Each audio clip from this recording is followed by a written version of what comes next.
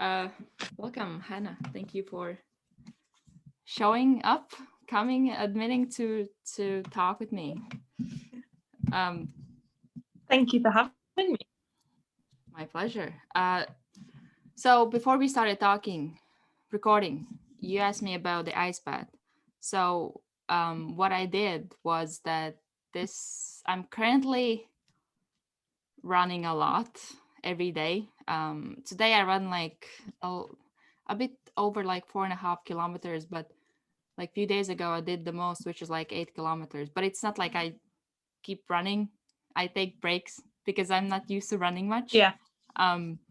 So then this week I decided to take ice bath, which was interesting. I think I'm not sure I put enough ice, but when I got in, it was, like when you get in something cold, you're like, and I was like, okay, it's probably, and I didn't even, Yeah. And then I started adding more ice, and I was like, oh my god, it's already cold. And then I sat there for, I think I set a timer for like 20 minutes because it didn't feel like super cold. But I've been also taking cold showers every day. Yeah. Yeah.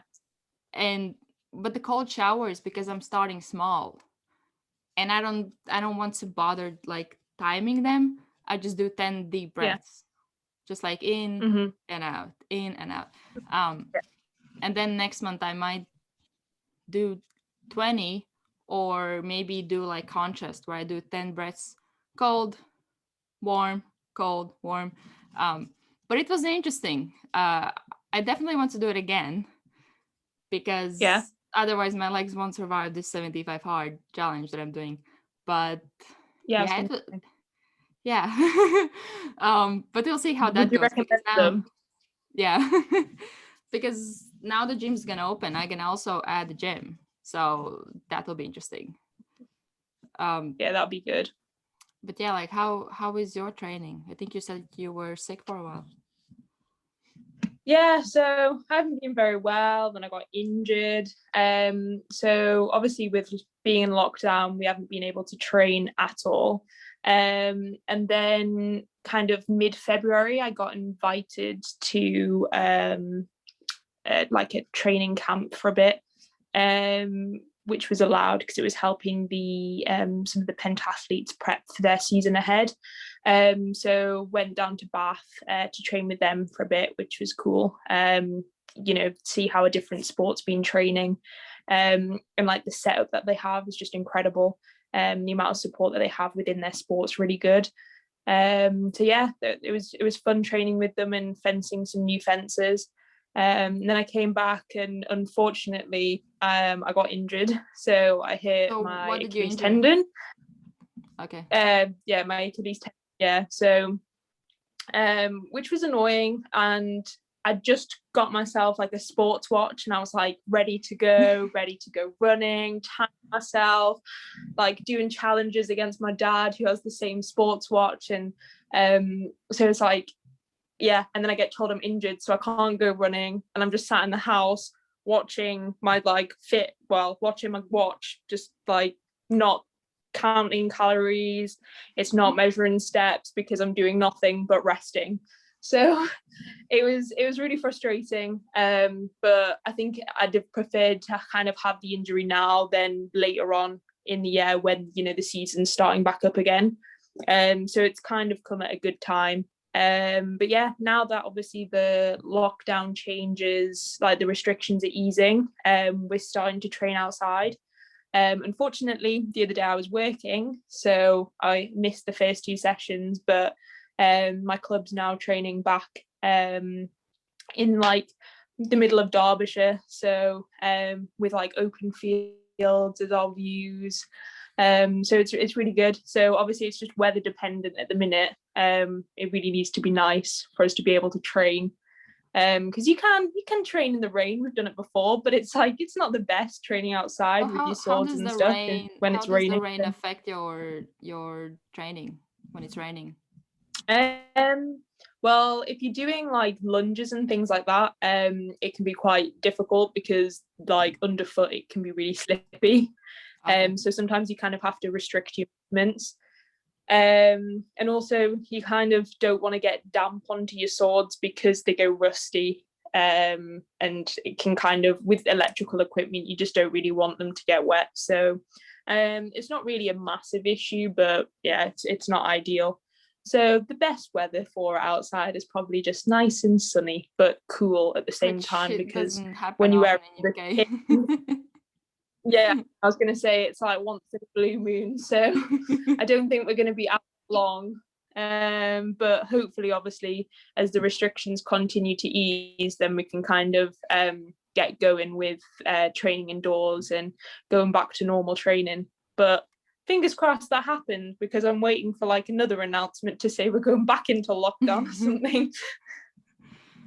You said about the electrics. So how does like the fencing work? I don't really know too much about it. So how does it work? How do you know like who is winning? And okay. So you've got different weapons, first of all. So you've got 3 weapons. You've got épée, foil, and saber. So I fence épée, and we just wear a white kit. And you can hit from anywhere on the body. So you can hit the mast, you can hit the foot, the wrist, anywhere. And basically you wear, so your sword has a point in the end. So when it's got like a spring inside. So when you hit somebody, the spring obviously contracts, and that sends like an electrical current up your sword, up the wire, and you're plugged into like the other end of it. So you're plugged into like the handle end, and this, you have a body wire that runs from your handle into the spool at the back, which you clip onto, and that connects to the electrical box that obviously brings up the light. So every time you hit, the box will light, and it'll say obviously that you've registered a hit. So yeah, obviously technical problems can occur sometimes. That doesn't always work. I was and about to ask about it. What happens if it doesn't fix work? Your weapons. Yeah, well, you have to fix your weapon. You have to kind of, sometimes it's difficult because, I mean, sometimes it's really easy. You can find the problem straight away. Usually it's just a case of changing your sword's broken, there's a fault with your sword. Sometimes you spend about 20 minutes finding the solution. It can be your body wire that's broken, it can actually be the spool that's broken, one of the ground leads that's running from the box to the spool. So it's quite difficult. But yeah, they're usually quite easy fixes, to be honest. But so yeah, with épée, you can both hit it at the same time. So that means that both lights can come up at the same time. But with the other 2 weapons, it's a bit more difficult. So in foil, for example, you can only hit the torso, and you often see them wearing like a silver bib over the top of their white kit. And in both saber and in foil, you have to have like a right of way. So if both of the lights come up at the same time, unlike épée where you can actually both get the point, you don't have that in foil and saber. So you have to, it's got to be the person who has the right of way. So if I've attacked you, for example, and you I have right of way, but then if you parry and defend yourself from my attack, then you've taken the right of way from me and you've now got it. So then your action against me to try and hit would then be the, you'd have the right of way with that. So it's quite difficult, and to be honest, I don't really understand it a lot of the time. I don't know how the referees manage to like successfully referee, because half the time I go to the competitions and I'm just sat watching and I'm like, I don't know who's got the point, and I end up just cheering, pretending I know what's going on. I really don't. So I think that's why I picked épée, because it's the easiest one to understand. And how long have you been doing this? Yeah. About 12 years, 12, wow. 13 years.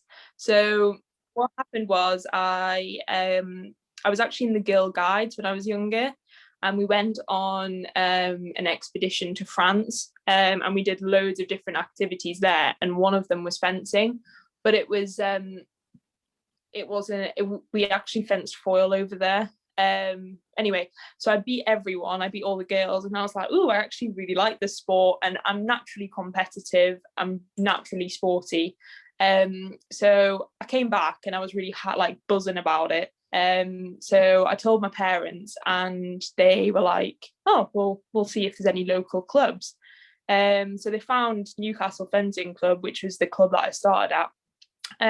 And within, I think about, well, I started out in foil, and then I think that was in the January. By summer, I'd switched to épée and started training like fencing and épée. I did my first competition in the September. I came last because it was like a big senior competition. I was only about 13 or something. And I thought, oh God, I'm so rubbish at it. And by the following January, it actually made the England team. And I was like, oh, I quite like this. This is quite fun. And I kind of continued because it like has allowed me to travel the world. You know, I haven't always done well in competitions. And that's more due to nerves than anything and me putting so much pressure on myself. But the experiences I've had along the way, the opportunity to see so many different countries and to make so many different international friends has just been incredible. So you know, I owe a lot to fencing. It's been good. Been good. Sorry. So yeah, for me it was similar with basketball, because first we would go all around the country, so I would see so many different cities, and also then we would go to like different countries, which is like, that's the most that I have ever traveled, like going to different country on competition. But still, like, you see different cultures, you see like, even like, I remember one of the first countries we went to, I was like really young, we went to Belarus. And I was like, wow, everything is so different. And you don't understand anything. You just follow your coach and you're like, where are we? I remember I think it was in Austria that we got lost, or Poland. One place we got lost. And that was like, I don't know what day it was, but they have one day when all the shops are closed. And I think it was like Sunday or something like that.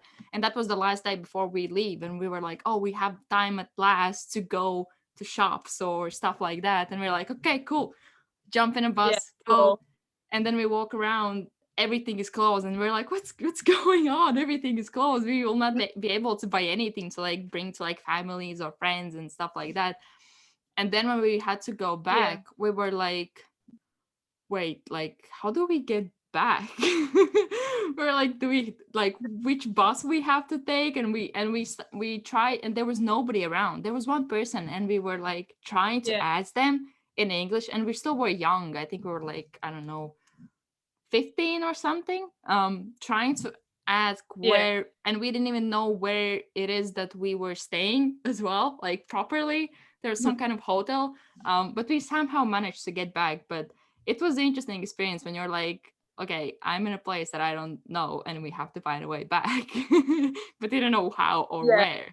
It's almost like an within the panic, like you know that you're lost and you know you need to be at the airport, but you kind of like, this is quite exciting that I don't know what I'm doing, and I'm in the country and I don't really know anyone, I can't speak the language, and I've had similar situations, and it's fun. Oh yeah. What you said about when you lost your first competition, I think, when there was like a lot of seniors, how did that help you to get better? Because I think many times what happens is that when it happens, you're like, okay, like, I'm not good at this, and you're like, okay, I'm just gonna stop doing it, because like you get this feedback that you're not good at it. But I think if you're competitive, it's a bit different, where it can feed you, that you're like, okay, I will come back. So how did that affect you? I think well, to start with, I was really upset. I remember crying. But it was actually one of the senior girls. She came over to me, and she was actually in one of my pool fights in the first round, so I fenced her. And she came over and spoke to me, and she was like, how long have you been doing this for? And I said, like, you know, just a few months. Well, I think it was about 2 months, to be honest, with épée. And she was like, well, you do realize these girls have been doing it for years and years. Like, it's they've been doing it for quite a long time, and you're expecting not to come last at a big senior event. It was like one of the biggest ranking events in the country, and she kind of put it in perspective for me. And my parents had done the same, but sometimes hearing it from your parents isn't always the same. You just think they're just saying stuff to make you feel better. So hearing it from another fencer made me feel a lot better. And so when I went into other senior competitions, it was like, well, to be honest, I'm 13. I'm not a senior. I'm a long way off being a senior fencer. So this really is just me practicing and getting to know the people on the circuit. And the competitions that really matter to me are the ones that are within my age group. So yeah, it helped a lot, to be honest. And seeing the other fencers on the circuit now that are coming up, I'd definitely recommend bigger competitions and senior competitions to them, because I think it's such an important thing for progression within fencing. They should get on to the senior competitions early, because you're going to eventually do them. World Cup events, senior European events, World Championships, eventually the Olympics. They're all senior events that you need to that you're going to do. Or obviously, if the person's aiming for the Olympics, they need to get used to senior events. So they should definitely get used to doing them first off, because they're going to eventually come across them, and you don't want to come to them too late, because that's when the nerves hit in. That's when you kind of expect to do better than you actually can do, and that's when people go, oh gosh, I am rubbish. And they're not, they just haven't had practice at it. And that's the thing, they need to practice, because it's completely different when you get to senior level. So yeah, I think it was. When would you say it's too late? When would I say it's too late? Probably when you've moved out of the last age group. So for example, we have cadets, which is and then cadets, which is under 17s, juniors, which is under 20s, then under 23s. But as you're an under 23, you kind of move into seniors anyway. But I'd say, when you're a junior, you should be doing, to be honest, you should be doing senior events as a cadet, because you get used to the circuit and it enhances your game to be able to beat senior fencers, or to fence against senior fencers who fence at World Cups and fence international fencers. So I'd say, you should be doing it all the time, but I'd definitely say it'd be too late if if you're moving out of juniors and you haven't done like a senior event domestically. Then you're leaving it a bit too late, because like I say, you've come out of your bubble of the junior events, and you expect, you have a lot of top fencers in juniors who move out of juniors and they're not in the top seniors, and it's like, well, that's to be expected. But they don't see that. They think, well, I'm number one in the juniors, why am I not number one, or why am I not in the top 10 in the seniors? I should be there, because I can beat these people. And then that's where they put pressure on themselves. And then sometimes, life gets in the way, like university. And it's always good to get a good footing in the senior ranking system before you hit university, because that can take its toll. And you see a lot of people dropping out when they reach university. So yeah, I definitely say that, like I say, it's good to get in early, because there's a lot more pressure if you leave it too late. And that's when you see people struggle and kind of drop out, or they just think really negatively. So yeah. So how do you deal with negative thinking? That's a good question. Work in progress. Because I don't think I do deal with it. I must admit, I've struggled over the years with my negativity. I don't know where. Well, I do know where it came from. So I used to be bullied when I was at school, and I always used to be a really, really happy child. Nothing could knock my confidence. My mum and dad would say, you could throw anything at me and I'd like, be on it. I'd always accept a challenge, never back down, and I was always really happy. And then when I got bullied at school, like my self-confidence, they said that they saw a massive change in me, and I'm starting to get it back now, but it has been a long time coming. So yeah, it has been difficult.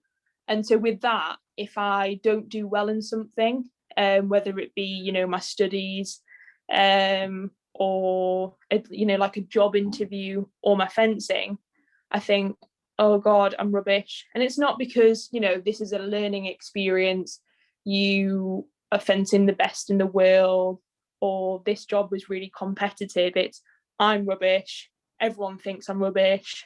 I don't deserve to be here. And that's not the case. So my coach that I have now, he is incredible. He really helps. And the support network at my club, Derbyshire EP Academy, is really good. So we've been working on flow and getting into flow during training and during competitions. And we've been talking about like negative thinking, positive thinking, and trying to basically improve our performance through psychology. So it was working when, just before we broke up for lockdown, I used to have fencing lessons for an hour with my coach Tony, and to start with, if I did something wrong on my lesson, I'd put my sword over my head and bend it, and he'd be like, stop it. And I'd be like, I need a minute, and I'd slap myself on the leg. I'd get so frustrated. I'd walk away. I'd tell him that it was wrong, and he'd be like, well, I know, but just carry on, just keep fencing, just keep hitting me. And I'd stop halfway through like a set, and I'd be like, no, can't continue, this is rubbish, I'm not doing well. And he's like, just keep hitting, you can't stop in the middle of a fight and be like, oh, that hit wasn't the best hit I've done, let me just redo it.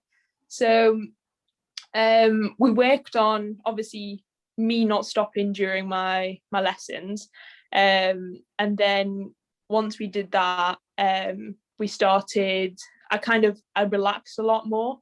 We were having a lot more conversations about psychology, about fencing in general, in and out of fencing training. So I actually work at the coffee shop that he owns. So even when I'm working there, I'm discussing, training. I'm discussing, my outlook on things. And it's not just, like I say, it's not just fencing, it's like life in general. So I became a lot more relaxed when I was in a lesson with him. And so like I say, to start with, there was less stopping, there was less tension, and it was getting really good, and I was becoming more positive. And instead of saying, oh, I can't do this, or I'm rubbish at this, I was just doing it, and I wasn't having like any negative thoughts, and you could just completely see a change in it. And I was really looking forward to putting that into sparring training with the guys, and then obviously lockdown came, so it halted things, and now I can't obviously go do it. So I've got to kind of not start again, but go back a bit to kind of go a few steps forward again, which is fine, but I'm looking forward to it because it's going to be, a good experience. So yeah, I just need to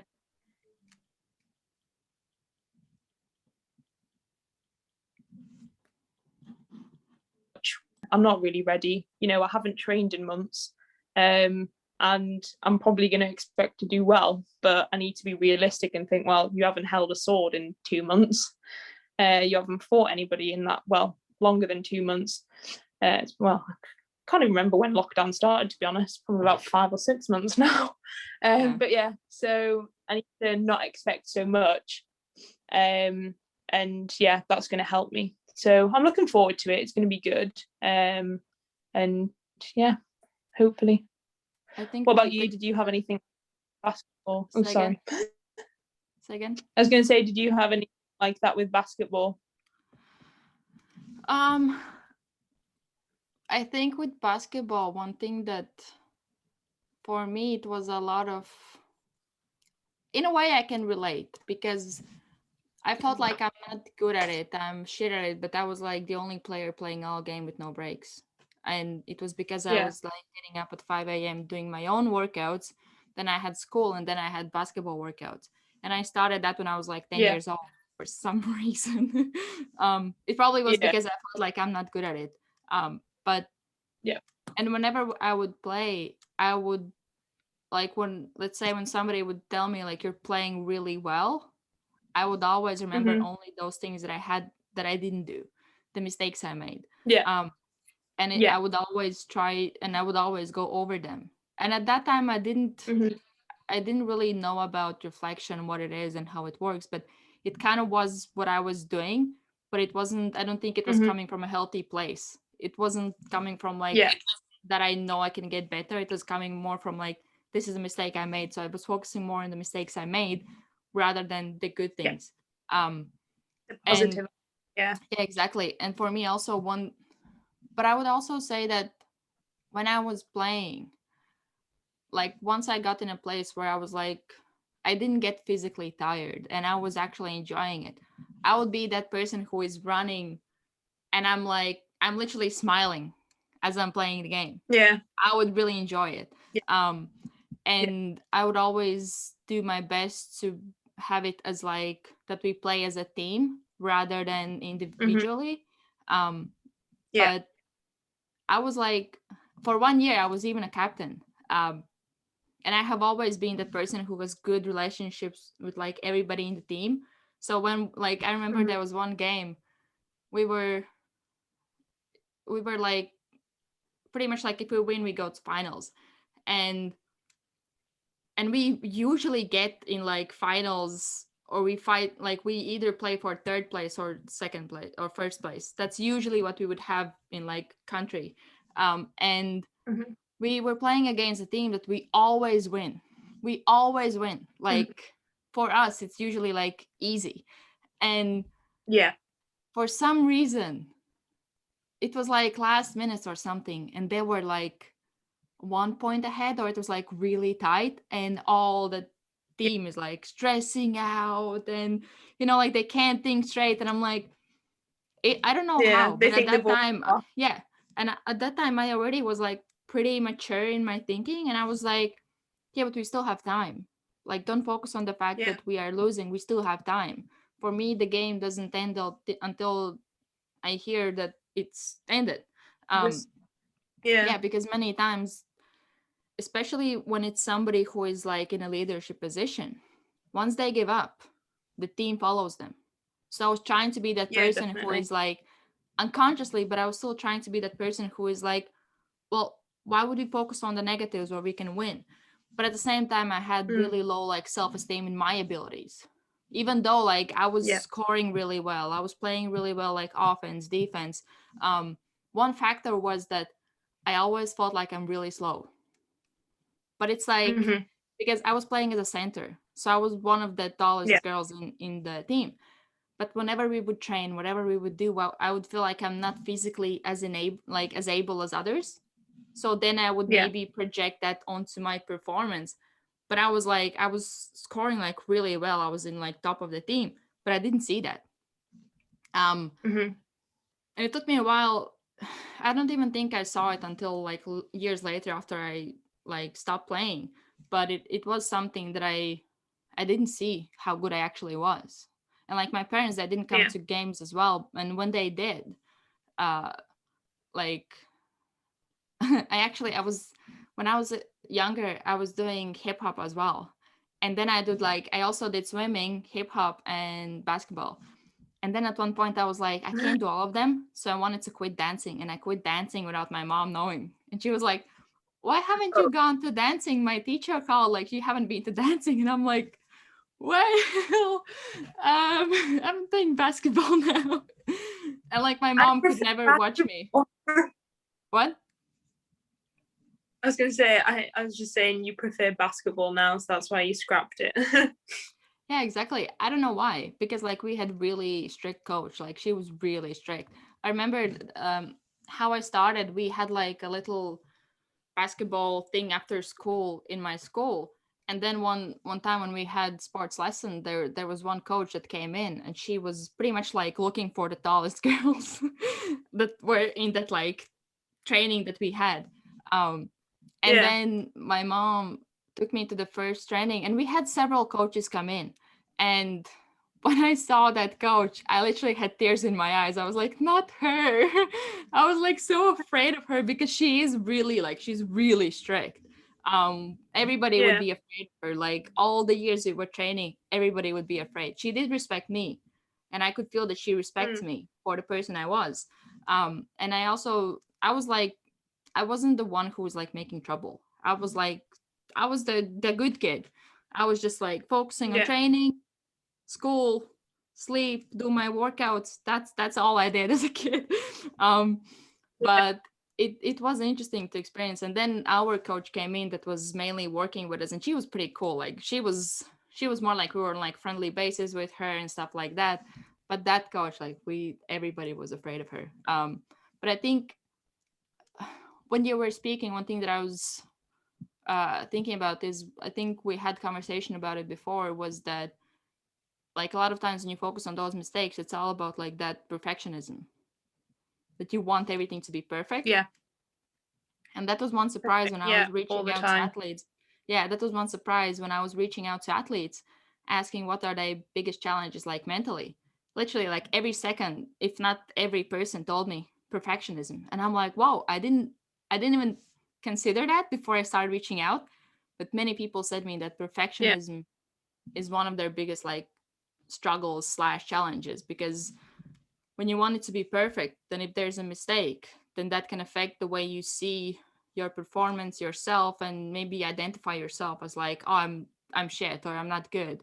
But it's like, well, it's the practice. The end result is like the result of the practice. So once you focus on the practice, that's how you get to that like end result. And I think I also had the perfectionism. That's why I always saw the mistakes that I did. I didn't see how good I was. I never even considered myself being a good player. And like my parents, they didn't want me to go to professional sports. And I don't know, they didn't know that it has never been a plan. Like for me, it was never even an option to go to professional sport. I was like, I'm just doing it now, but I'm not going professional. Yeah. But perfectionism was something, it's still something that I have. Like I want everything to be like perfect in everything I do. And many times that causes that like procrastination, or wanting everything to be perfect, where you end up like planning and sorting everything out and you don't really take action, which is the most important thing. So it's something that I'm playing with, even like with this podcast. Like I wanted I was joking with my brother that like I can't start podcast until I have this like the beginning song that every podcast has, like that introduction part. We were like, nope, we can't start it. I can't start it until I have it. But then I was like, okay, just start with what you have and just go from there. And it's like it's a good experience to do things that you're not like expert in, or you're not really good at, then you just go with the flow and learn. And that kind of can help to deal with that maybe perfectionism, because then you see that it isn't that hard, it isn't that bad, and you can just get better like each time, which I'm attempting to do. Pushes you out of your comfort zone, definitely. I mean, I went, my friend, he took me slacklining the other day. I don't know if you know what it is. No idea. Essentially some rope attached to two trees, and you kind of walk it. It's like a tightrope. Fire post. So he's been doing it for like 10 years. He's super sporty. outdoor type of person, and he is so good at it. Like, he can do basically, he can walk without a problem, he can do squats, he can do so many cool tricks. So I step on and I'm holding onto the tree for dear life, like I can't, I'm gonna fall. And it was so frustrating. And he was like, I realize this activity is going to annoy you because you're so competitive and you always want to be perfect at everything, but you're going to have to realize that this is quite, I've been doing this for this long and you've been doing it for literally like 2 minutes. It's understandable that you can't do it. And it was weird because it's that partway through I was like, you know what, I just need to enjoy this, and I'm not actually going to be good at it, but who cares, because I'm having fun. And actually by the end of it, after like an hour or so, I managed to do like 3 runs where I could actually walk the full length of the rope without falling off. I mean, I did fall off like 100 times plus. Like, it was a complete disaster. I thought I'd actually quite badly injured myself at one point, but I didn't. It was good. But yeah, and by the end of it, I managed to, like I say, do 3 like full. Well, I did like 3 runs of it, and it was just so good. Like, it was so much fun, and I thought, oh, actually, it's quite nice not to put so much pressure on yourself and expect like perfection all the time, because you kind of achieve what you want to achieve by putting less pressure on yourself. And yeah, it was nice because like I've had competition. Yeah, like one thing that Sorry, I was like, as you were speaking, I was thinking that when it comes to perfectionism, like, or maybe it might be that as when you are perfectionist, maybe one thing that you might associate with progress is like being hard on yourself, that's what you have to do to get better. Yeah. But then again, if you use like deliberate practice where you focus only on, like now that you did, when you actually enjoy what you do, and like the only thing that you can get better is that deliberate practice where you just focus on getting better each time, tiny bit better, and you don't focus on the outcome. That's how you get to that outcome. But I think it's interesting how, like, when you want everything to be perfect, how to get it to maybe manage it where it's not bad to want to have things perfect, because it means that you have standards. So it's not that you want to lower your standards and be okay where you are. You want to have high standards, but at the same time you want to be able to maybe, I don't know, to some extent even admit that, well, I'm not where I want to be, but that's okay, because I know I will get there if I keep practicing. Have a realistic yeah have a realistic viewpoint of it. Definitely. I mean, I've had competitions before where, like you said, I've done well in a competition, I've medaled, but because I've had such high expectations and because I've had this view of perfection, when I've come and done other competitions where I haven't done as well, and people have said, well, you're saying you're a rubbish fencer, but you've won this medal and you've won this medal, and I've always kind of just gone, well, that doesn't count, that doesn't matter. This bad competition is what matters, not all these medals, not all these other results, not the fact that I've been selected to go here, there, and everywhere. It's these bad results that are important to me, and it is really detrimental, because you end up taking that forward, and then you just think, well, you just feed the negativity, and you end up just going, well, I lost because I'm rubbish, I lost again because I'm rubbish, and not, oh, actually this was a good experience, you tried something new and it didn't work, or this was a really good learning curve for you because you fenced this person for the first time, or you got more, you fenced this person for the second time and actually got more points. So yeah, it's definitely important to try and take a learning objective from something, instead of just being negative all the time, because that's what I've done in the past and it really has not helped me. Yeah, because I don't think that you have to get rid of that. I don't even look at it as negative thinking, because if you look at anybody who's like world class athlete, they will tell you that They don't remember the wins. They remember the tiny mistakes or the plays that they lost and things like that. So it is part of, like, when you are going for like high level, it is like, I think it's like part of identity that you actually need. If you, because then if you focus too much on like, oh, I want this, so now you start feeling good about yourself, which can affect the way you go forward, because then you start feeling good and you like relax a little and you're like, okay, I might as well just, chill a little, or I'm doing good, Chill. like yeah. So I think it's important to have both, but maybe switch the perception of the mistake or some losses, that it's not bad, it's great, because it's like a learning curve. You can learn from it, and then as long as you learn from it, I would say just forget and focus on the next one, because like once you learn the lesson, that's it served its purpose. It shouldn't be like boiling there and you just like think about it all the time whenever you go on like next competition, and you remember that one and you were like, oh my god, I did this and that, which causes like more stress and pressure that just affects your next competition. So I think it's important to learn to maybe distinguish them. For me, the loss, Definitely. I don't know, um, I don't really see myself as competitive in a way that competing with others. But I think it goes more towards like the self confidence that I had, or what I associate competition with.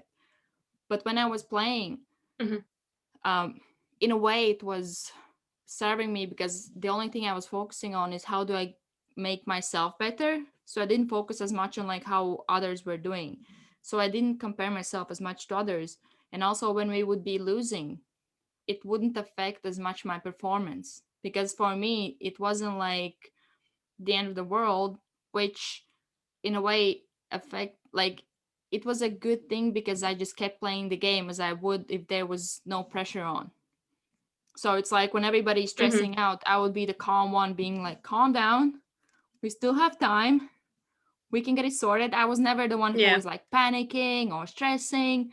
Maybe there were times when I would be like overwhelmed with myself, or let's say if I have really bad game, then I would be like, oh my god, I just can't. Or if I would play with, for that other coach, or like with older girls when it's not my team, it's like 1 year olders, that would be completely different, because I wasn't, it wasn't the same dynamic of the team, because I would train with my team, then I go to another one and I'm like, I just can't perform. And they're like, what's happening? Why are you not playing the way you play? And I'm like, I don't know, like I just, it's different. But I think it is important to find that balance, because like, even let's say competitiveness, it's something that I want to learn to develop in myself, because as you said about getting out of comfort zone and things like that, being competitive is something that I don't know, I associated that with something bad, but that's something where I'm working towards changing it and building in myself that like competitive nature where I want to compete. So like, how, I don't know, how important is the competitiveness, and maybe how does it affect, I don't know, even your like daily life? I mean, I think it's really important, to be honest. It affects me in everything. Like the littlest of tasks can be competitive. Like I hang out with my friends and I'm so competitive, playing like a simple board game, and they can see, they wind me up on purpose. Like they know how competitive I am, and they wind me up and drive me insane, because they know how like crazy it makes me when I lose. So sorry. So yeah, that's really important for me. Oh, I've lost my train of thought, sorry. Yeah, so what else? Uni work. So I'm always competitive with uni work. I kind of, sometimes I procrastinate. That's more because I'm trying to get like perfect grades all the time. And that has been quite difficult actually during this period, because we're studying from home and the motivation isn't always there all the time, so it's been quite difficult. But yeah, I think, in my opinion, competitiveness is really important for things like mental health, because it's like setting yourself challenges to push yourself every day. So for some people, like I've got friends who've suffered with mental health problems, and sometimes they struggle with certain things, like taking a shower. It can be such a big thing sometimes to people with depression, especially during the lockdown as well. Yeah, exactly. When you've got nowhere to go, nobody to see, it's quite easy just to stay in your pajamas all day and just sit on the sofa and eat food and watch films like Netflix all the time. So I think being competitive is kind of, it's just challenging yourself. So it's just saying, like, do this today instead of doing this, instead of watching Netflix, go for a walk, go do this. And it's not necessarily like super competitive, it's more just challenging yourself to do something different. And for me, that's important because it keeps your mind active, and it just keeps you going. And yeah, and it makes life a bit more exciting. And like I say, my friends, they laugh at me when they see how wound up I get sometimes, but I laugh, it makes me happy. Like, I know I'm completely crazy sometimes, and I know I get competitive about the stupidest of things. Like, I don't know, I can't really think of a good example at the minute. But like I went walking with them a few weeks back, and it was snowing, and having a bit of a snowball fight, even throwing snowballs at them, I'm competitive about. And it's kind of like, I will hit you in the face with this snowball, and I'm gonna avoid getting hit. And oh god, they've hit me, I'm really annoyed now, and I'm gonna chuck a huge snowball in your face, and I'm gonna get you with it. And it's like, yeah, and like I say, they just laugh, but it makes me laugh. And the competitiveness is just, it makes me happy. So I think it is a good thing. It releases endorphins, and yeah, it's good. Definitely think it's important and something that people need in life. And you can have too much competitiveness, probably, but I think it just depends on the person and what kind of challenges you set yourself and what you're competitive about. It's not going to be the same for everyone, but I think it's good for everyone to have a bit of it in their life. So yeah. How would you define competitiveness?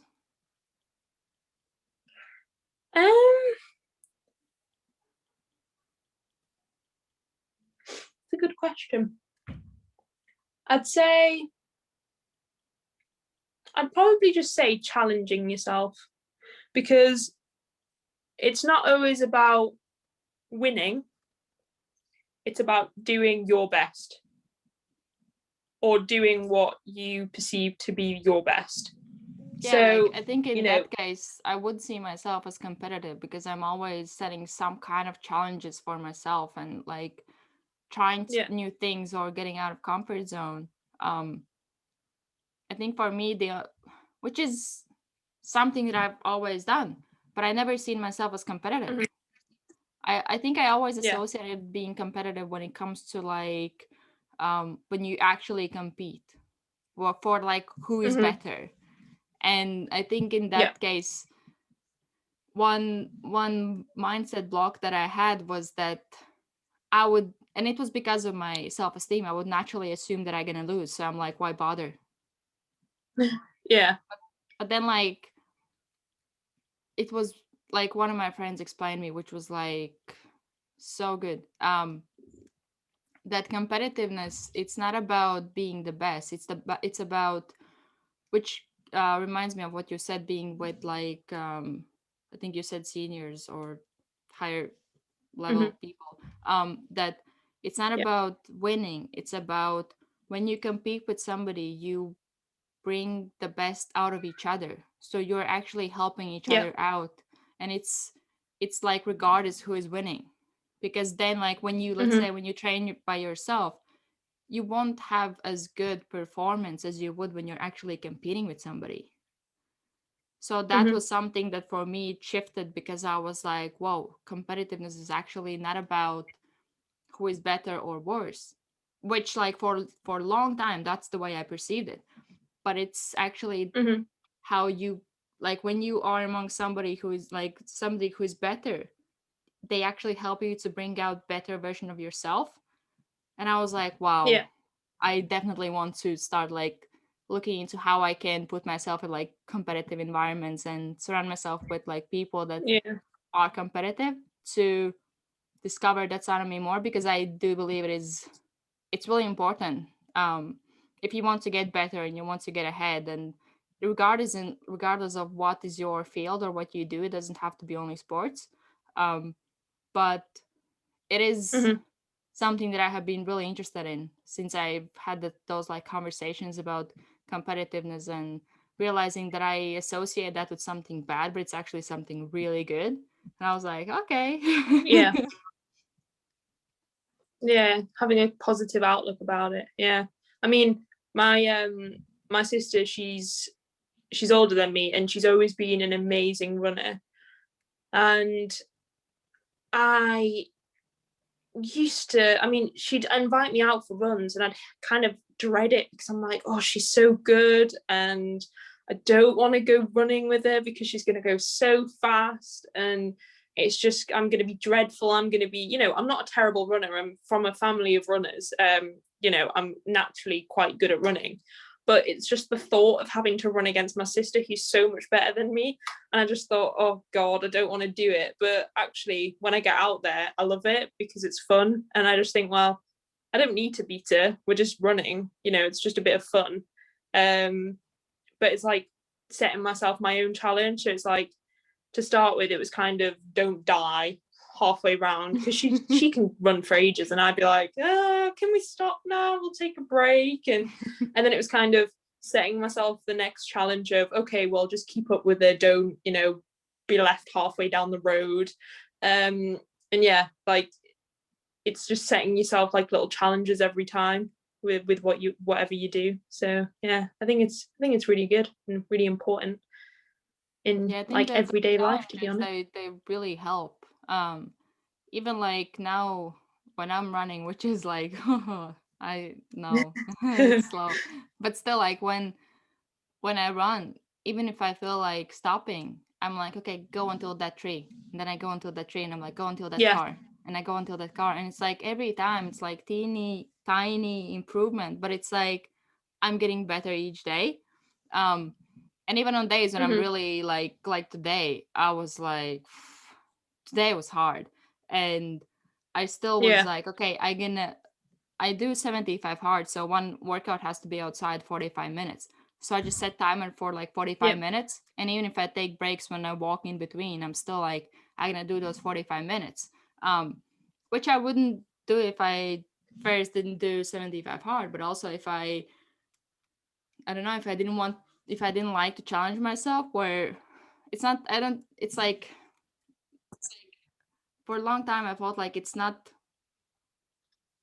or maybe I have seen that in other people, because I think that's something that I have, that has helped me with like when I started training for like basketball myself in the mornings, that it was really, I looked at it as it's fun, where let's say I see Mm. how I was doing, I would run to one place in the park, and then I would do like interval workouts every day with like mainly on legs, like different lunges, jumps, um, jumping rope. I broke jumping rope twice because I was jumping like every single day. um, and I would be like, "Why this is so easy?" But it was just like broken. It's a good Um, exercise. um, yeah, I would just like jump. Even like I remember in winter when there's like a lot of snow, I would try to clean up a little bit of snow so that I can do my jumping rope, and it would get frozen, and I'm like, okay, it's not, it's pointless. um, but whatever I did, like I started writing down how many reps I do of each of them. So I would do like, I started off with like, I don't know, maybe 45 seconds on, 15 seconds off, and then I got up to 60 seconds on and like 7 seconds off. And then I tried to get better at like how many I do within that like time frame. And every time it just felt like I'm pretty much like competing against myself, which I do enjoy that part, because I know, in a way, I know that I can beat myself, or that's maybe the main thing that is important, that I beat myself, not maybe that I beat somebody else, because then that means that I'm getting better. But I think it's hard not to, maybe when it comes to competitiveness, I think one thing that might be challenging is that when you compete with somebody, that if you lose, you don't maybe identify yourself with that loss. You're like, oh, I'm a loser. I'm not good at this. Yeah. I'm shit. Yeah. Yeah. Like dealing with yeah, that. I've definitely had that. So yeah, I've definitely had. Oh, sorry. how do you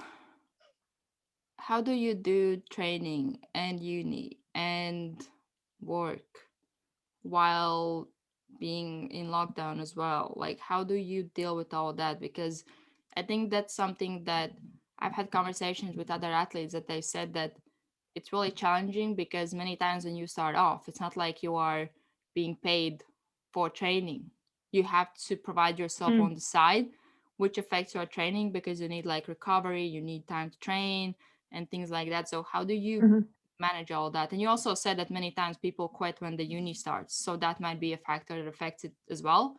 So like, how do you manage everything? I mean, I suppose I've done it for quite some time. It is difficult. I mean, I've had to sacrifice a lot of other things, like friends.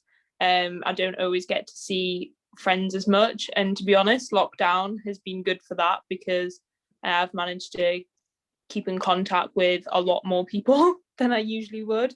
I'm really bad at keeping in contact with people, and it's not that I don't want to keep in contact with them, it's just I get loads of messages sometimes on my phone, and I'll be scrolling through social media or my emails, and I'll see messages and I'll be like, I'll respond to that when I've got time to give them a good response. I don't want to give them just a rubbish response like, yeah, I'm good, thanks, how are you? I want to have a proper conversation with them. And then 5 days later and I'm like, oh, I still haven't responded to that message. So it's been good for kind of keeping up with people that I've kind of lost touch with. But like I say, it is difficult, because usually sacrifices have to be made. I don't go out and do an awful lot of things usually. So before lockdown, it was a case of uni on certain days of the week. So I think it was like uni on Monday, Tuesday, Wednesday, early morning. And then I actually used to have 2 jobs. So on like Monday, Tuesday, Wednesday, I'd work on one job, and then the other job would be Thursday to Sunday. So I wouldn't really actually have a day off. And then I'd have to make my kind of work my shifts around my training, which I didn't mind, but it's quite stressful trying to like get one of my works, because obviously one of them's with my coach, so that was fine. But the other one, it's for quite a big shop, and it kind of, I kind of felt bad asking for like certain time, like certain shifts, because I was like, well, I don't really want to be like a pain to you, but I kind of need these shifts, because otherwise it means I can't go training, and you just kind of feel like an inconvenience. But then you think, well, actually, I'm working, I'm turning up to work, I'm asking for one thing, and that's like, something that's really important to me, and that's gonna, push me to get to the Olympics. I kind of need to train, so I've got to be cheeky and ask them to kind of revolve kind of work with me in getting me the shifts that I need. So yeah, and then lockdowns obviously happened, so that's been difficult, because I used to kind of I used to train in the gym with one of my teammates. We've been doing this training program called Knees Over Toes. It's really good. My teammate actually found it on Instagram, and it's incredible. It helps to prevent knee pain, and obviously strengthen areas within your body, and it actually really helps for fencing related like sports, not sports, fencing related exercises. So we were doing that like 3 times a week, and it sucks because it's better in a gym. So I've been doing it at home, free weights and everything, but it's not really the same when you're not in a gym and not with your teammate. You get a bit more motivation from, like, I motivate him, he motivates me, and it's just nice to have a bit of company when you're training. But I've been able to do it. I was running until, obviously, like I said, I got injured, and I was doing kind of some hit pad work. So I've got like a fencing pad that I can just hit and practice my accuracy. And I hang it up outside on the wall, but essentially at my uni house, I don't have a back garden really. It's just like a small little backyard. So kind of being trapped in there when the weather's not that great, there's no sun shining, and just hitting a hit pad can be quite dull. And when I have to do certain things, like, there's this move called a flesh, and you kind of you fly through the air essentially at your opponent. Well, it's okay when you're doing it an opponent, but when you're trying to fly through the air at a brick wall and kind of not hit brick wall like full on face first, it's quite difficult. So certain like changes have had to be made, but yeah, so I've kept up with training, but I've not done as much as I've liked. And uni's been hard. I've not enjoyed it, to be honest, at all. So it's all been online, and I've not really had a lot of motivation. Usually I'm really into my studies, and because I'm studying law, it's a topic that I'm really interested about. And usually I'm always like, oh yeah, this is so interesting. I do extra reading. And to be honest, I've been literally doing the bare minimum of what I've been asked to do, because I've not really got the motivation, and it has been difficult. And to be honest, I think like this is probably one of the hardest things we're all going to face in our lives, being in a lockdown. It is really difficult. Like I've always managed, like I say, I've always found it quite easy to balance things because I've just done it. You know, when I was younger, I used to obviously be at school, and when I left my first club, I ended up getting training in Manchester. So every Wednesday I'd leave school at 4 o'clock. My mum would pick me up and we'd drive down to Manchester, 2.5 hour drive, for an hour fencing lesson, and drive 2.5 hours back just to get my training in. And I'd balance that with school and with everything else going on in my life. And that was kind of like a piece of cake. And the same with first year of uni, I used to do the same. So I used to have uni during the week and work as well in the week.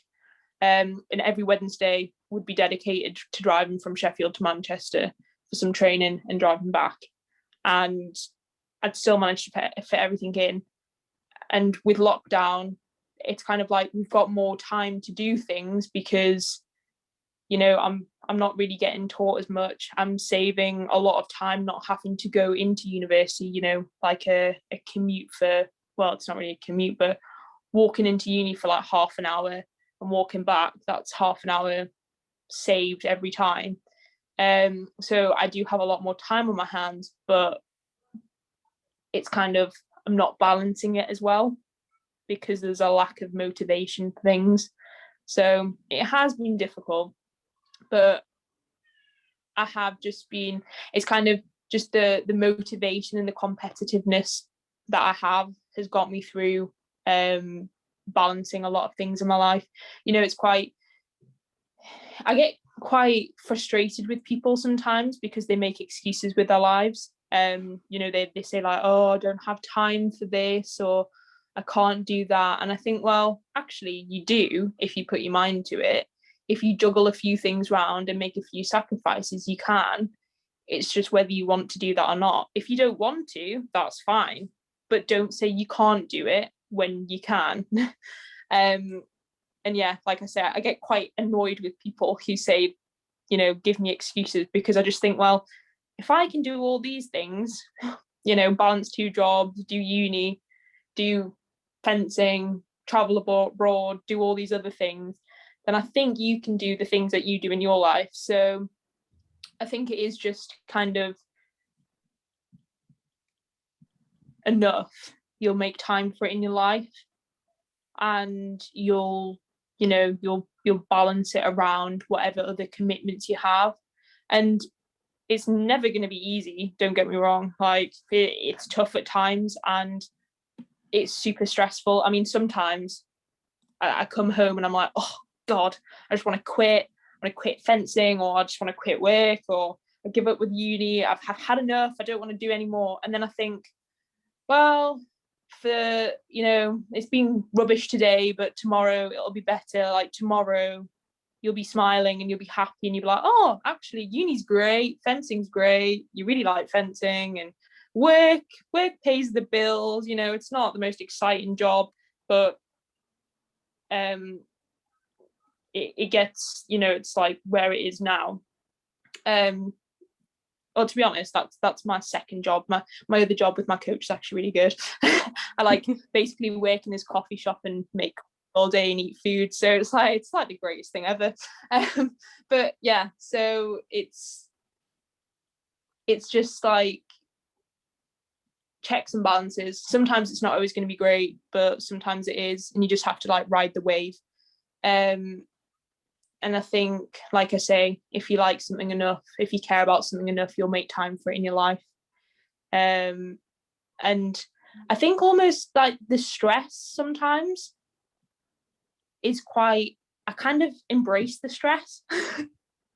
It's like, I don't know, I can get to a point where I'm really stressed, but then sometimes the stress gets to me, and like I make a list in my head of all the things that I want to do. So like I'll think, okay, I've got to send this email, I have to write this essay, so that needs to be done first, and then I need to go training, I need to fit this training in, then I need to speak to this person. And making a list in my head helps me deal with the stress, and I think, actually, that's really good. This is I can achieve all these things, and then it gives me time to reflect as well. And when I reflect, I'm like, you can achieve all these things, you're doing all these things, you are successful, and you should give yourself more credit. Because sometimes I think it's too easy just to go and through all the motions and just go on with life and not actually appreciate how much you achieve in life, even if it is something simple. So yeah, especially on days when you want to quit, when you're like, yeah, nothing is going right, but you focus only on this day rather than everything. And like one really good thing I heard, it was like years ago when I was listening to one podcast, there was one athlete speaking, and she said that her mom said that whenever you feel like quitting, wait until day when you're doing really well, and then decide about quitting. Don't decide about quitting on the day that's really bad, because then when the good day comes, you're like, cool, like I'm back at it, and just go ahead with it. But like, how do you deal with those days when you want to quit? Because I think many people, especially like with the lockdown and everything, that can affect them, where it's like, okay, I'm done with this, like I'm tired, yeah, I just want to quit. I think my family and my coach and my friends are really helpful with that. So sometimes I get frustrated because I'll ring my mum and dad. Like I speak to them all the time. I speak to them every day. I'm really close with them. And my mum will know something straight away. When she picks up the phone, she'll know something's wrong. And I'll try and pass it off and be like, yeah, no, I'm fine. And she'll be like, so come on, what's the problem?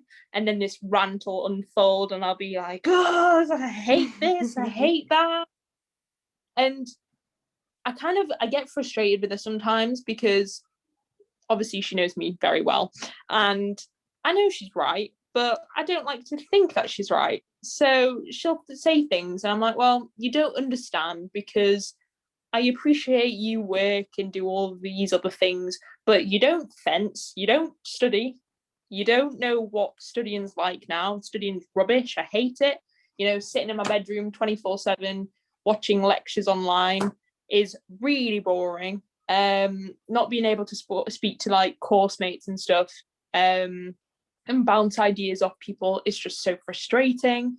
Work, you don't understand how stressful work is sometimes, and just life in general. And I do get frustrated because I don't always think that they understand, but I think it's good because they do show me that they'll, no matter how cross I get or frustrated, they'll always talk to me.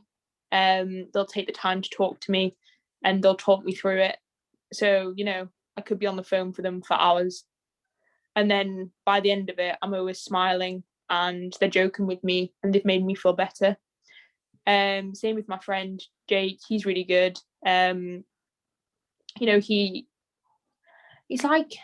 He's really wise. he helps me.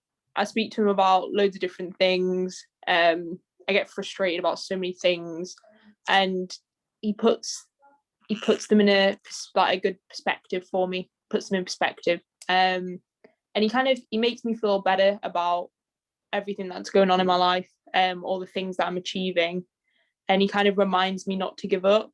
He just thinks, well, like he always says, I'm gonna come see you at the Olympics one day. I'll be in the crowd. And I just think, yeah, I'd like for that to happen. I do want to go to the Olympics. So why should I let something, frustrating me at work, or why should I let uni stop me from achieving my goals? And then my coach is really good. So I'll tell him, I can talk to him about anything as well. So I can rant to him about uni. And I have a lot of, he's really good with just giving guidance in general. I'll walk into the coffee shop one day and I'll be like, right, so I'm thinking of becoming this type of lawyer today. And then like the next week, I'm like, actually, I'm thinking of becoming, joining the course. And he's like, okay. And then I'm like, oh, I'm thinking of doing this. And he's like, oh, cool. And I'm like, no, I'm not thinking about this anymore. And then, he always takes time to talk to me and he always gives really good advice. And it's about the support network I have around me is incredible. Like I say, my parents are great, my coach is great, my teammates are great, especially my teammate Matt. He's really good at, talking to me when I rant to him when we have our training sessions, and he's always good at giving me advice and stuff. And like I say, my friends are really good. So I think the support network around you is really important, because that you don't always want to listen because you think they're just saying it because they care about you. And especially when it comes from your parents, for example, you kind of just think, well, you're my parents, you have to think that I'm good at this. You have to kind of make me feel better because, you can't just say I'm rubbish at this and I should give up. But it is important to have people like that around you who do support you, because it keeps you going, it keeps you motivated, and you need people to talk to and to rant to all the time, because you can't, if you don't, then you just bottle it in, like you keep it in. And quite a lot of the time I do bottle it in and I don't tell anyone. And for example, my coach, he'll ask me, he'll be like, are you okay? And I'm like, yeah, I'm fine. And he's like, are you sure? And I'm like, yeah, I'm fine. A few hours later, he'd be like, what's up? And I'm like, okay, so this happened. And like, I knew there was something not right. I knew it. And I was like, yeah, well, you finally got it out of me. And that's the thing. It's you need to not bottle it in, and you need to share your problems with people to work through them, because you can so easily just keep it in and get in your own head, and say like, oh, I'm not good enough, I should just give up on this, and just quit, and I don't care about this, and I hate this. And the people around you show you that you're actually good at something, that you are important, that your dreams are important, and that you don't, you're not being silly with the ideas in your head. And sometimes they may say like, yeah, maybe that didn't go well, or maybe that was stupid, or maybe you're overreacting. And it's good to kind of hear it from somebody else other than your own mind talking, because your mind can just chat a load of rubbish at times, especially mine never stop. I'm running commentary and I just flick a switch sometimes and be like, please just shut up, because some of the things even I just shocked. And then sometimes I'm sat there and I'm thinking, I've just been sat for like 10 minutes talking to myself in my head. Like, is this the sign of craziness? Like, have I I have it lost the too. plot? I talk to myself. Well, not like, I don't know if I talk to myself out loud as much, but I do talk to myself a lot. And like, even when you said about the support network, I think another really important thing is that your support network isn't only people that tell you nice things, but they also call you out when you're slacking or something like that. Because I think a lot of times when, I don't know, when you are down or something like that, and you are in a way responsible for that as well, it's important to have somebody to call you out on it. And it's hard to find people like that, that they are not doing it to make you feel bad, because it might make you feel bad, because a lot of times if something triggers you, it's not because they are trying to offend you, it's because it's true. So it's like, they're not trying to offend you, they're just like calling you out, which I have started doing that more with, like, over the last year with people around me, that which is scary, because I'm naturally a people pleaser, so I want everybody to feel good. And I don't want to go and tell something to somebody that they don't want to hear, but they have to hear that, or that's something that I see, and if I say that to them, they might see it as well, even if they don't want to. Or they may be many times people know what they should do, or like why they are where they are, but they don't want to admit that to themselves, or they want to avoid thinking about it because it's painful. So if you have somebody who comes in from the side and they're like, well, actually, this is your fault. Well, you don't want to hear that. You're like, wait, so you're not supporting me? It's like, no, I am supporting you by telling you this, because that's when you can start taking responsibility and actually get in a better place. But like at the beginning, it was hard to do that, because well, a lot of times people can react. You don't know how they're going to react to start with. And that is something that I experienced myself, that I know that works on me, because I have a friend who is like calling me out. And a lot of times, like, my ego gets triggered like really bad. And I'm like, oh, that hurt. But at the same time, I know what like he's saying, that's true. And that is when I'm like, that's when I listen. Because many times what doesn't work on me is when somebody might be saying me something that I think I want to hear. When they tell like everything is going to be okay, and like all that positive stuff. And for me, it's like, well, in a way, I know it's gonna get better, but at the same time, like, why would it get better if I don't change anything? So it won't get better. So it's like, you need to have somebody who's telling you, if you don't do anything, you will stay where you are. If you want to hear it or not, that's a fact. So that's I think that is, it's hard to find people like that, because it's not it's not something that everybody wants to do to start with. Or maybe Yeah. it also takes a lot of caring for that person's side to be willing to call you out on it, because they don't really get anything out of it other than you maybe hating them for that.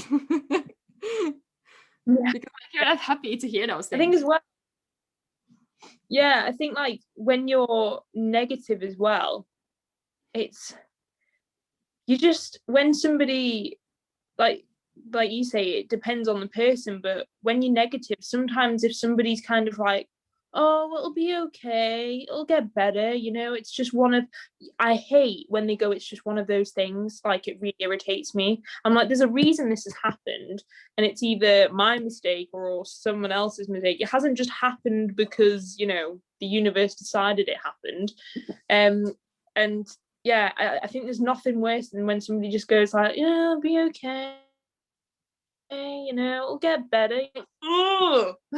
Just I'm annoyed right now. I don't want to hear just like, yeah, I'll be you like I want something, I want you to get angry with me or tell me that, you know, I haven't done this right or I haven't done Or well like and this even is how I help can to like improve. resolve that So that yeah. situation, because like I think um Yeah. when somebody comes to me, it's not, I don't focus as much on like where they are or what's the bad thing that happened. I focus more on like, how are you, how are you dealing with that, and what are the next steps, like which like, I don't know if it might seem maybe like emotionless, but it's actually, in my perspective, it's more beneficial for that person, that rather than we just talk for hours now about this problem, which is something that I have done before, where I just complain, Mm-hmm. and then I have somebody who is like, well, why do you keep complaining, do something about it.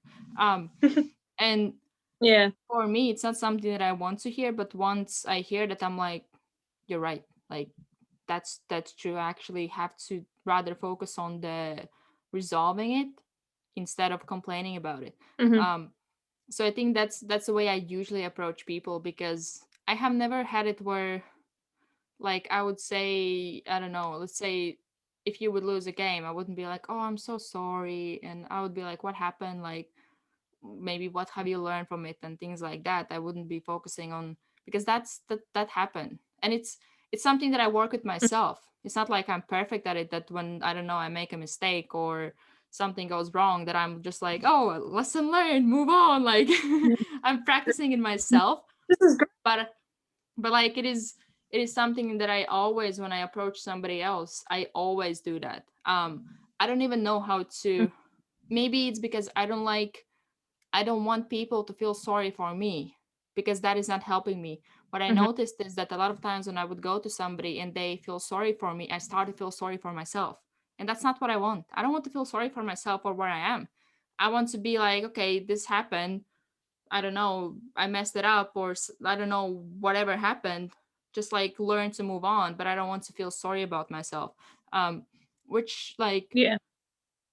I think it's also important to think, or be not like careful, but um, what you say, or what people you go to with like what problems. Because like for me, I might go to somebody with one problem, and if I see that the way they respond or support me, I'm not, it's not that I'm not happy with it, but it doesn't really work on me, it doesn't really feel helpful. It's not likely Yeah. I will go again. Because like for me, most of the time what I Yeah. get is like, people feel sorry for me and something like that, but I'm like, I don't want you to feel sorry for me, like I'll be okay, I just want Yeah. to talk about this and like find solution. um but it Mm-hmm. is something that I've been finding, that going to people that, it's hard to find people that have that mindset. Maybe not hard, but I haven't met too many of them so far, that when you would go to them, they're like, okay, Yeah. so what do you do now, like what's the plan, rather than, oh, Taking them it's going to close. be okay. Yeah. I think it's good to have like it's good to have that, and it's good to have a mix because, Yeah, balance of for both. example, yeah, my mum and dad, obviously, they give good advice, but like I say, I don't always accept their advice. So then if I speak to my coach or one of my friends, they give different advice, or they'll give the same advice, but it'll seem different because it's coming from them and not from my parents. So it's good that I can go speak to different people, and kind of, if they're all saying the same thing, then I'm like, oh, okay, yeah, they're correct. I do need to change this. And then obviously if one's saying one thing and one's saying another, then I can be like, well, actually, I'm going to go with this approach. Because I think this is, more suited to me or more logical. And then obviously, yeah, I do that. So I think it's good to have a good mix, but it is definitely important to have a logical approach to things and say, look, this is what happened. This is what I need to do to solve it, or to, this is what I got out of it, and this is how I am, change it going forward. Because I don't think even in those situations that you cut out emotions, but it's more that rather than, I think it's both logic and emotions. But when you are really emotional in that situation, like for me, if I'm emotional when something has happened, I don't want somebody to come in and be really emotional with me when they're like emotionally invested in this like problem that I have. So I think, and I have experienced that myself when I would talk to somebody who's going through like some really rough time, and I'm coming in from, in a way, like logic perspective, when I'm like showing them what are the facts, and I would tell them like, I'm not telling you this because I like don't want you to feel your emotions, or like I want you to, I don't know, only look logically, but because you are emotional, and I can be calm person coming in and showing you different perspective that you might not see when you're overwhelmed with emotions. But it doesn't mean that you have to suppress those emotions. You have to feel them.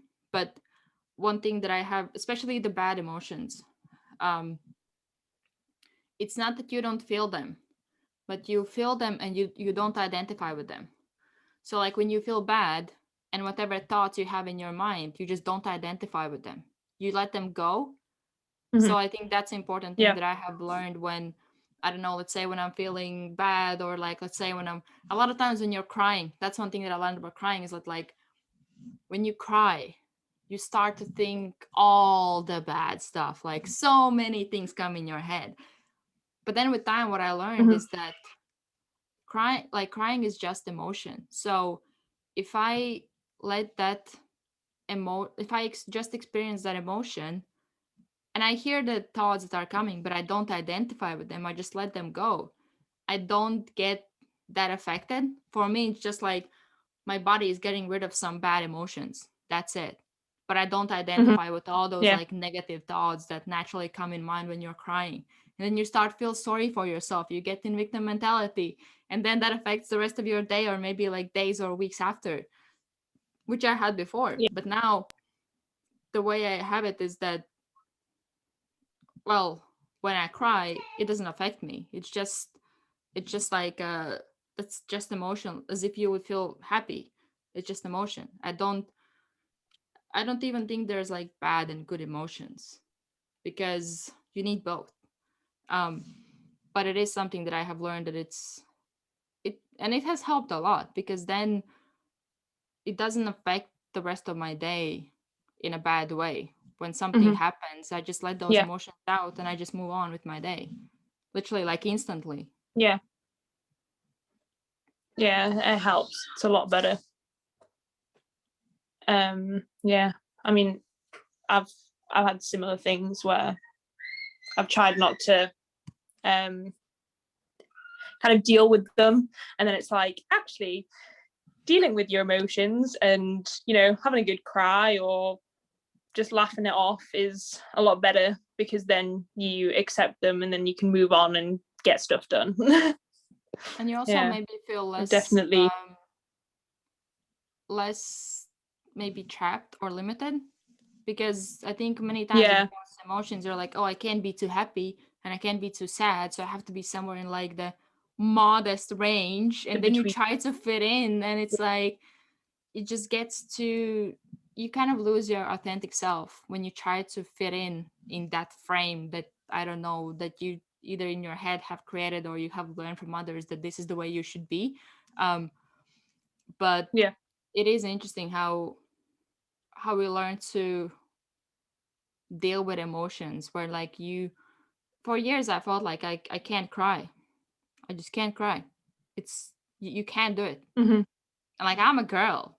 Like, Yeah. I'm not, I know that many Yeah. guys deal with that, but like, I'm a girl. And like, let's say when I injured my ankle, I was just like, nope, not crying.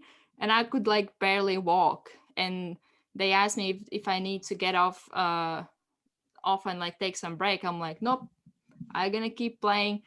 But I would never cry. Or like when I would have my back pain, in like last camps that we had, I would literally sit against the wall and I'm like literally like crying inside. And all my teammates was like, "Are you crying?" I'm like, "No, no, no, I'm not."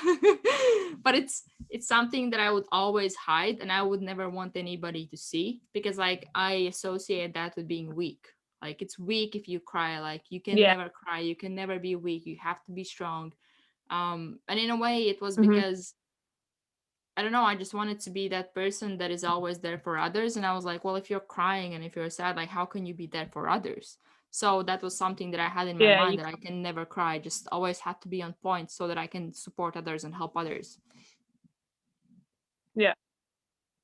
Yeah. I've had the same, where I've I've been ashamed of crying, and again felt that it's like I've been weak, and kind of tried to hide my emotions. And sometimes it comes when I'm like frustrated and angry, and tired, like it all comes together. And then that's when I'm like, I want to cry the most. And I can feel it bubbling up underneath. Like I can feel my face going red. And I'm like, oh, I'm going to cry. And then I'm like, I don't want to cry. And to be honest, now it's kind of, I still don't like it, and I Yeah, still me too. sometimes perceive it as me being weak, and I think, don't cry. But then sometimes I have a cry and then I'm like, I feel so much better now. Yeah. And I think it's healthy to obviously be in touch with your emotions, and if you need to cry, just cry. You know, sometimes you could just be crying at the randomest of stuff, being a woman and having hormones, and Yeah. that time of the month when you're up and down and you're eating a full tub of ice cream and like crying because you're like, I've got cravings, but I'm really sad and I want to watch a film. And then like the 2 minutes later, you're like, oh my God. Like sometimes I question how sane I am, because I'll be sad and crying, and then the next minute I'd be like super hyper, like, oh God, let's do this, let's do that. And then I'm like, like how have my emotions changed that quickly? And it's really hard to keep up with, but I think you just got to go with it. If Yeah. you need to cry, just cry. And you often feel, for me, I feel better after it. I think like what you said about But yeah, crying, the it's only time. important, because like when you cry and you just let it out, that's when you don't Yeah. kind of keep reinforcing that, like that loop of crying, feeling bad, because then if you just sit down and you cry, you're done, you're like, oh, I'm good, let's go. But then if you sit down and you just Yeah. listen to all those stories, then you go to some other dark room with like another story, and you're like, just go down there. That's when it gets worse. But when you just cry and you just let it out and you don't identify with that, it's just emotion, then you're like, okay, I actually feel better, I can move on with my day. Yeah, definitely. And to be honest as well, when you cry, it's not always to do with just being sad. Like I say, for me, it's a lot of the time it's frustration or tiredness. And I just cry, and I'm like, I'm crying at stuff that, you know, I'll be crying at uni work and how it sucks. And I'm like, but that hasn't changed from the other day.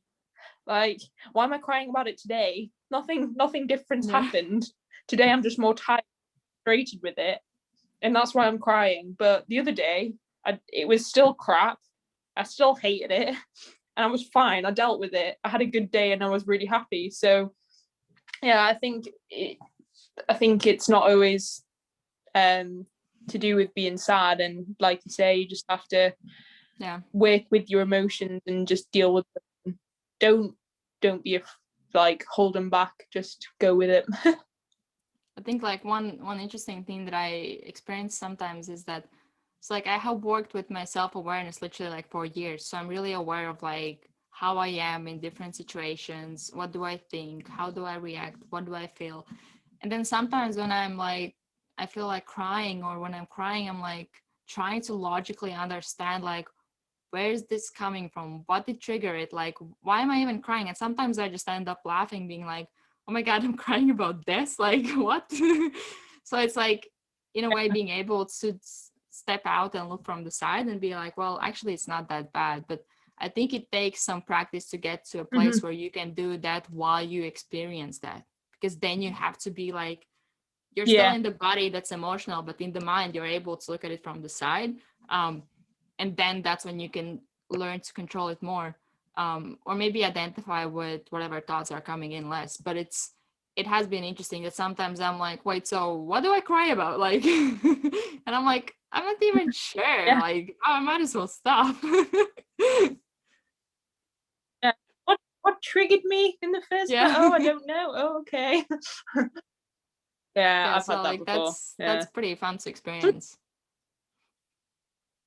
Yeah, I mean, sometimes I find myself I've been crying a lot more at like really crappy stuff in films, and it's not even like sad or emotional, but I'm like, oh my god, I'm so happy, and I'm like, why am I crying? Like, what these tears? And I'm just like, I'm just gonna go with it, and I'm glad that nobody's here to witness it, and that I'm in my room. But I think one interesting thing is how people that create movies, they manage to fit everything so good together that it really really like triggers you to start crying. It just like, and you just can't help it. You're like, I don't want to cry, but I can't help it, and just start crying about whatever, like usually towards the end of the movie. But it's like, and many times I'm like, wait, so how did they manage to do this? Because it's not something that, let's say, it works only on me. It works on like most of the people that like have emotions or maybe don't suppress them. But it is interesting how pretty much like every time they somehow, the music, the situation, the way they communicate, everything comes together and you're like, that's it, you start crying. yeah I mean, sometimes I kind of I trigger crying occasionally. Like, if I don't know, if I go into thought too much, and then I think, oh, okay, well, I'll do this, and then I like my thoughts run away with themselves, and I end up like triggering crying. And then when I'm in that place, I then think, oh, just to get over this and just to get all my tears out, I'll just think of something also bad that I've had to deal with recently, and then that makes me cry even more, and I'm like, yes. And it's quite like it's therapeutic to kind of get it out the system and work through it. And it's, I don't know, it's well, the almost way like you explained it, that's like a pulsing. good approach how to have it. That's similar to what I said, that many times what happens is Yeah, that you get those situations and you get worse, but you're like, oh, I just want to speed it up to be over with it, and you think of something else. But like in your case, it's more like intentional. It's not something that you might not be aware of, that you just get worse and worse. You're like, actually, I want it a bit worse so that I can just be done with it, move on. yeah, just to cry all my tears for today. Definitely. So like before you mentioned I think say again. I was gonna say, I think it's healthy. Well, it is, because like it's better than suppressing emotions. So I'm still, I only recently started looking more into like emotions, and it's even like emotions like shame and guilt, which are like really interesting. I was doing my dissertation on them, about like body image and shame and guilt and what's the difference, and whether, let's say, people that feel guilt, they are more likely to be physically active than people that feel shame. Because people that feel shame, they are more like, well, they are shamed, and it affects in a way that they think that other people will see, let's say, something they might be like insecure about or something like that, so they end up doing nothing. Where when it's like towards guilt, you feel guilty for doing something, but it's not the same as you would be like ashamed. So it's more likely you will start like being physically active or be like more physically active. So that was like pretty interesting, like discovery / understanding about it. But I think like with what you said before about the motivation, one thing I think that affects many people, myself included, with staying home, and you pretty much do like everything at home. It's not like you just work, train, eat, rest, like sleep, everything. So one thing that I think plays big role is your environment, because then like when you go to uni, that's where you study. Library, that's where you study. Wherever you train, gym, somewhere else, like that's where you train. Home, that's where you rest, maybe do some homework. But it's like you still have separate places for separate things. And if it's like, if at your home you mainly relax, then it's hard to get in that work mode or like training where you're focused on training rather than being relaxed. So I think that one thing that I have tried myself is that pretty much like each corner or each place in the house, I do different things. So like one place I'll be studying, one place I will be working, somewhere else I'll be working out. That is helping a little. But it is challenging to find that balance where when you at some point when you feel like, oh, I might as well like watch some movies in the bed, and then at night you can't fall asleep because your body is used to like watching movies in the bed. So I think that's challenging when you have so many things that you pretty much pack in like one environment, or like I think for many people it might be like one room that you just pretty much stay there. So that I think might be the challenge, and that can affect the motivation as well. Definitely. Yeah. I mean, I'm quite lucky because I live like my uni house is quite big, so I've got my bedroom, and to be honest, I do a lot of my uni work in there, just because it's quiet, and it's like my own space, but like the dining room I can work at as well, and also just being like, because of my location in Sheffield, I'm very close to the Peak District, and I've got a car. So I find driving out to the peaks is really helpful. It gives me time. I mean, driving in general, it always helps me to think. I can, I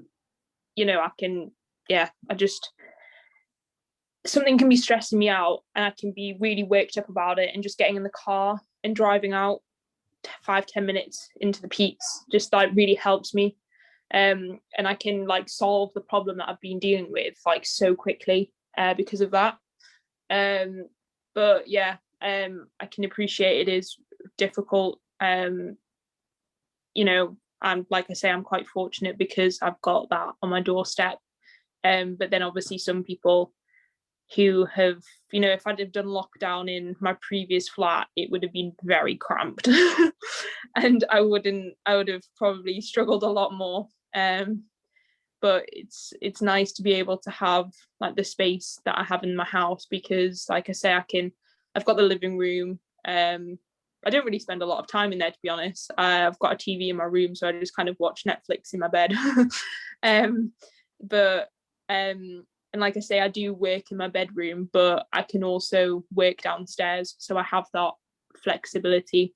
And I do, like, if I'm doing work in my room, I don't sit in my bed, I sit on the floor. So I sit, there's like a radiator next to my window, and I sit there and I just look out sometimes. And if I'm looking out the window, like my street's really quiet, and there's like loads of trees, so I just sometimes just watch the trees or watch the birds or just people watch my neighbors. And it's like a good distraction. Like it kind of helps me to deal with, you know, if I'm doing work like my uni work and I'm stuck on a bit, I'll just kind of look out the window for like 5-10 minutes and it'll give me a break, and then I'll go make a cup of tea downstairs and come back up and I'm like, okay, I'm ready to work again, or, you know, I've resolved the issue that I'm dealing with. So yeah, it's good fun. It is challenging to find that way to, well, manage everything in one place. So, but luckily, hopefully the lockdown ends for good. Yeah, so, I can't wait for gyms to open so that I can train somewhere else than go for a run or do some home workout. So yeah, I think that's the thing as well, even just weather improving. Like we had 2 days of sunshine. I mean, it's been sunny today, but like the other day it was so warm and it just lifts the mood like straight away. And to be honest, I don't think we would have struggled as badly with lockdown if the weather had been sunny for most of it. You know, lockdown in summer was actually like kind of like a piece of cake because you could go for a run outside, go for a walk outside, and you're like, yeah, this is nice. I'm getting some fresh air. And but when it's raining outside, you think 1 hour of exercise, I really don't want to go out. I don't want to leave my house, and I'm just going to sit on this sofa all day and watch TV. So I think, you know, the fact that the weather is getting better, it's going to be good, because even if you can't go to like a gym, you can at least do some good outdoor workouts and things. Yeah, without getting and rain. Yeah, exactly. And it gives you, you know, options, like just being able to sit out in an outdoor space and just, you know, read a book or something, have a drink, you know, like places that are only open for takeaways, you can happily take away a cup of coffee and just sit in a park instead of taking away a cup of coffee and having to sit in a car because it's snowing or something. So yeah, there's a lot more options with the good weather. Yeah, definitely. So like what are your, I don't know, next steps that you're taking right now? So I'm trying to finish apart uni. from Olympics.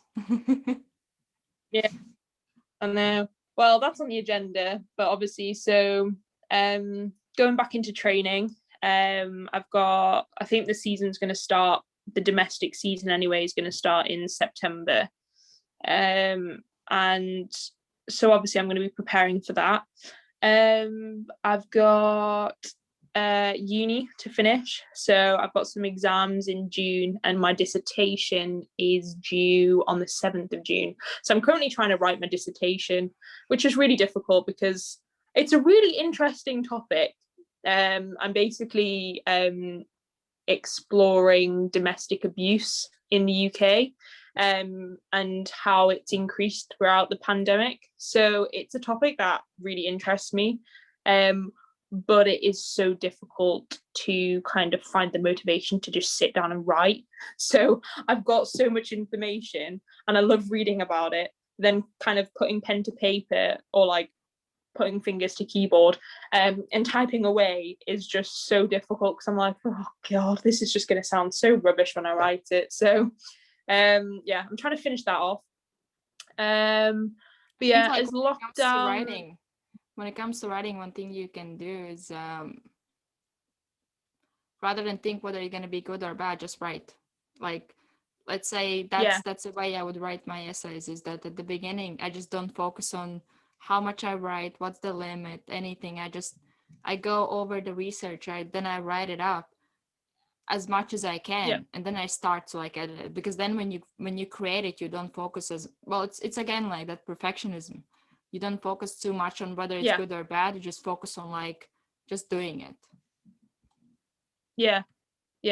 That's what I've kind of been doing. I've just been writing, and I think, well, that's why you do a first draft, a second draft, a third draft, because you know you pick up on things, you edit things, you cut things out. So yeah, I'm not too worried. It's just, yeah, just got to get through it, really. Just so I can graduate and then be like, see you, law. I'm done. But yeah, then other things. So my coach's cafe that I work at, that's reopening soon, so that'll be good. Because I'm looking forward to going back there. And that's in Castleton, which is like in the centre of the Peak District. So it's like in a really nice location, and it's good because you meet so many different people. There's so many walkers coming in, you get to have really nice conversations with them, learn about different parts of the world or different walks and things. And yeah, it's just a really good atmosphere, and it never feels like work. It's just so very chilled. And I really like going there. So I think that's definitely one thing I'm looking forward to. And then obviously with the good weather, and so I've lived in Sheffield for, well, apart from when I did like my year out in uni, I've lived here for 6 years now, and I haven't really done a lot of walking in the Peak District apart from this past year. So I got some new walking boots, and I've got to go. When the shops reopen, I'm going to buy some new like walking gear and stuff. And I've asked my friend if he can take me to some of the walking places. So we're going to go do Snowdon. I'm basically going to do 3 peaks. I want to meet up, and maybe you will be able to show me some places, because I have always wanted to go to one of those, because I have never been to Peak District or Snowdon, so I definitely would love to join. You'll have to. You should definitely come to Sheffield, and then we'll drive out to the peaks and we can go for a walk, because it's like the scenery is incredible and there's so many different things that you can do. So yeah, and like I say, that's my thing for like going forward, and just appreciating where I live a bit more, and definitely taking more opportunities of like doing different activities and things. So I kind of wrote a bucket list during lockdown of all the things I kind of want to do in my life, and so I'm going to like try and tick them off as I go along. So like I say, climbing Snowdon, climbing Ben Nevis, doing Scarfell Pike, they're all on my to-do list. So yeah, and then I've been doing, so my friend has some rock climbing gear, so I've been doing a bit of like abseiling and climbing, which has been fun. But I just want to do a lot more activities, and just getting out in the fresh air and stuff a bit more. So yeah, that's pretty much it for me. What about you? So many things. Well, currently I'm mainly focusing on my running. Well, running is like part of what I want to do. I also I want to get back in gym and get in a better shape, and I would want to try out boxing at one point. I've never done it, only like when we were kids, when we would play around with that. But it is something that one of my friends, she started doing boxing, I think like last year, like kickboxing, and she really likes it. And I'm like, oh, and she's like teasing me, sending me like videos and stuff like that, and I really want to give it a go, because for me, like it's like me challenging myself, because I have never been able to be like maybe more aggressive. That's one sign that I would I wouldn't use it too much, or if I did, I wouldn't be aware of it, like let's say in basketball. So I want to learn to embrace it more. So I was like, boxing, I want to try it, and I can't wait to try it. And then like now I'm working on the program, like I don't know, 5-6 month program with like building habits, self-discipline, self-control, emotional control. So I've been doing a lot of research and reading for that one, which also for me was a challenge, like all the reading stuff. So I changed it where I go in living room, and that's where I study. That's where I would read in my room, and then I would go downstairs, and that's when I go over all the stuff that I have read and take notes. And I'm slowly putting that together. Then this podcast, which is like a new project, but I am enjoying it so far. It is awesome. It's like even this conversation, I really enjoyed it, because I think like many times it's hard to, when you want to have longer conversations with people, it's hard to find time. either one is Yeah, busy definitely. or like the other is busy.